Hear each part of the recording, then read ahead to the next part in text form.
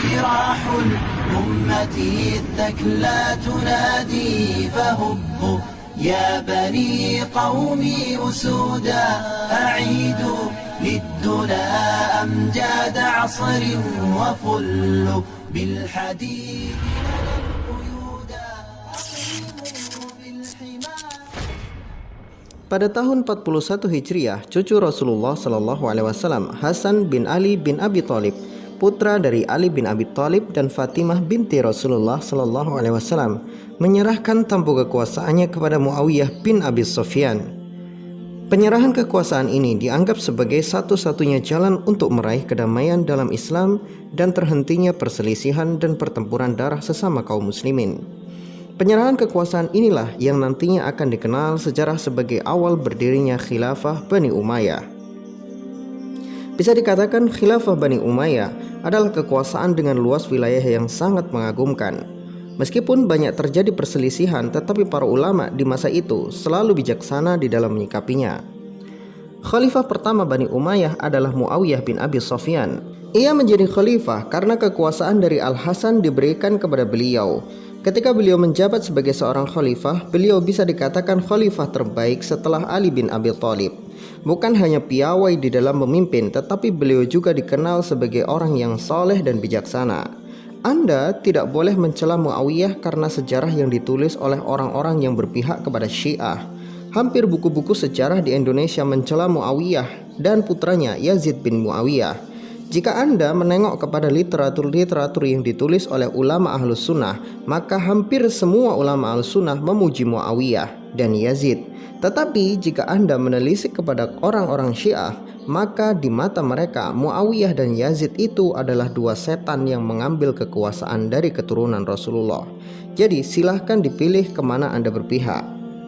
Jasa Muawiyah yang paling fenomenal di dalam sejarah Islam adalah dibentuknya armada laut Islam pertama di dunia Islam.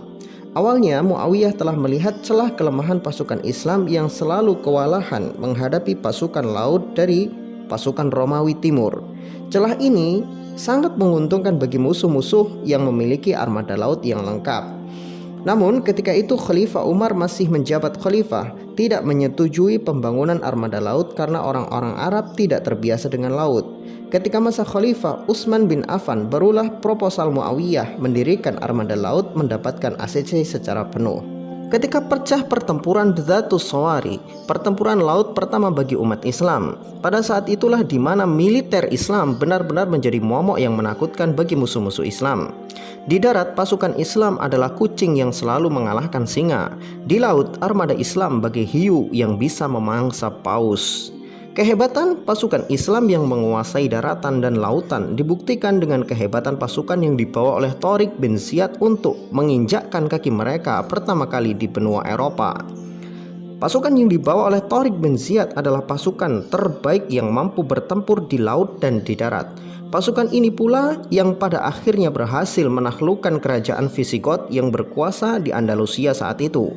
Bukan hanya menjinakkan kerajaan zalim itu saja, penduduk Andalusia pun diberikan kemerdekaan yang belum pernah mereka rasakan sebelumnya.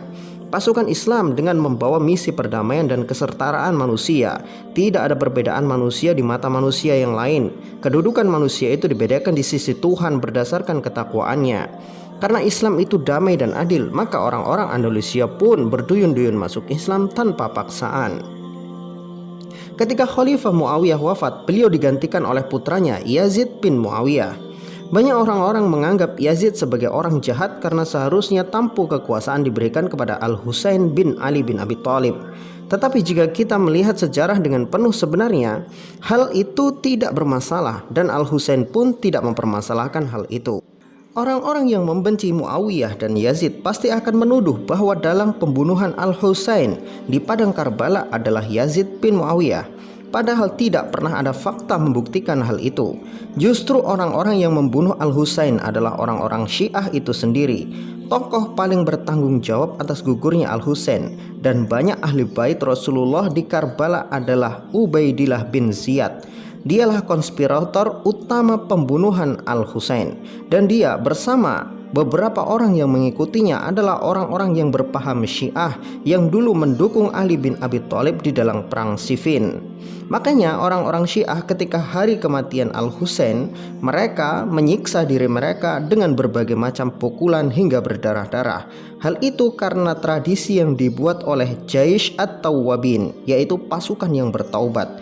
Karena mereka menyesal membunuh Husain dan berusaha menebus dosa mereka dengan menyiksa diri mereka sendiri. Bisa dikatakan mereka itulah orang-orang sesat yang menebus dosa mereka dengan kesesatan. Hum dhallu wa adallu. Namun yang mengherankan justru banyak sekali penulis-penulis sejarah yang malah menyalahkan Yazid bin Muawiyah. Pada hakikatnya mereka itu bukan ahli sejarah tetapi ahli fitnah, menuduh Yazid membunuh Husain padahal saat kejadian Yazid pun tidak ada di Karbala. Pada dasarnya kekacauan sejarah itu pelakunya adalah Syiah, tetapi Ahlus Sunnah selalu jadi kambing hitam. Seperti kisah perang Jamal dan perang Siffin, tidak lepas dari arogansi Syiah dan Khawarij, karena dua pihak itulah saat itu yang mempunyai nafsu besar untuk golongan mereka masing-masing. Bahkan saking berbahayanya Syiah ini, Khalifah Ali bin Abi Thalib pernah membakar hidup-hidup orang Syiah yang memuja Ali sebagai Tuhan. Na'udzubillah tsumma na'udzubillah. Pada masa Yazid bin Muawiyah ini benar-benar terjadi banyak kekacauan. Selain terbunuhnya Al-Husain, penduduk Madinah tiba-tiba membatalkan baiat mereka kepada Yazid dan mengusir orang-orangnya Yazid dari Madinah. Maka Yazid pun mengultimatum penduduk Madinah untuk kembali kepada ketaatannya dan diberi waktu selama 3 hari. Jika mereka menolak, maka pasukan Yazid akan memasuki Madinah dengan pedang. Namun sampai pada waktu yang ditentukan, penduduk Madinah tidak mengindahkan ultimatum Yazid.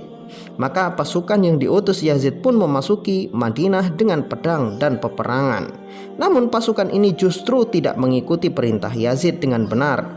Tujuan Yazid mengirim pasukan hanya agar penduduk Madinah tunduk dan kembali kepadanya. Tetapi pasukan ini justru membantai penduduk Madinah dan mengambil kehormatan wanita-wanita Madinah. Sehingganya Madinah benar-benar berdarah pada saat itu. Pada saat kekacauan itu terjadi, Yazid bin Muawiyah meninggal dunia.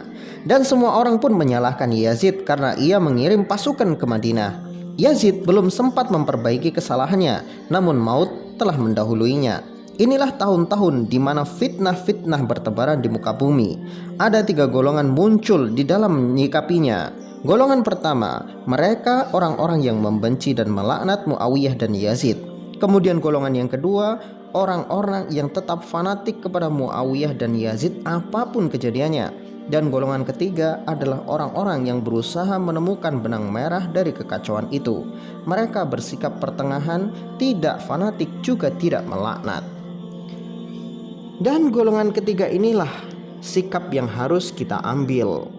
Setiap manusia mempunyai kebaikan dan kesalahan, apalagi kesalahan itu bukan dilakukan oleh tangannya sendiri. Tentunya kita tidak boleh melaknat mereka. Adapun kesalahan-kesalahan mereka biarlah Allah yang menghisapnya, karena sesungguhnya Allah Maha cepat perhitungannya. Wallahu a'lam bishawab. Insyaallah bersambung.